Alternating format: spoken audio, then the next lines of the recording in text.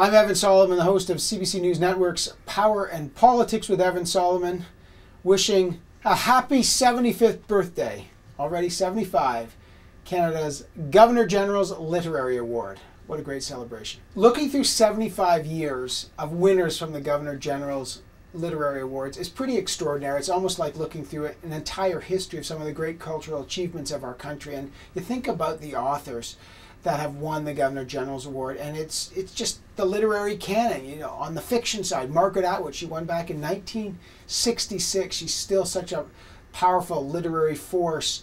Michael Ondaatje, Leonard Cohen, B.P. Nichol, from the poets to the novelists. Marshall McLuhan, of course, on the nonfiction side. Donald Crichton, Jeffrey Simpson on the nonfiction side and the political side.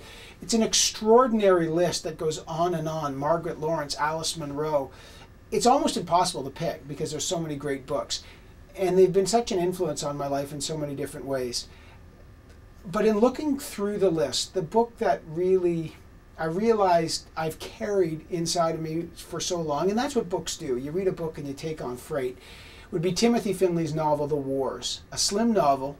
He won the Governor-General's Literary Award back in 1977 for the story of Robert Ross, a young Canadian who is a sensitive Canadian. He's guilt-ridden because of the death of his sister, and he ends up going to war. And the descriptions, the searing descriptions of what happens to Robert Ross in World War I in the trenches are something that I'll never forget. And Findley wrote an experimental novel, first person, second person, third person narrative. It's an experimental novel, make no question about it, but it is an extraordinarily powerful story, graphic about the war, but also so emotional that, you know, even in thinking about it now, I remember scene by scene that book. It's hugely important for a country to recognize and celebrate its artists and its achievement.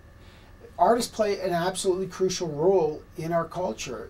A culture is about the stories we tell each other, who we are. We figure out who we are through the stories we tell.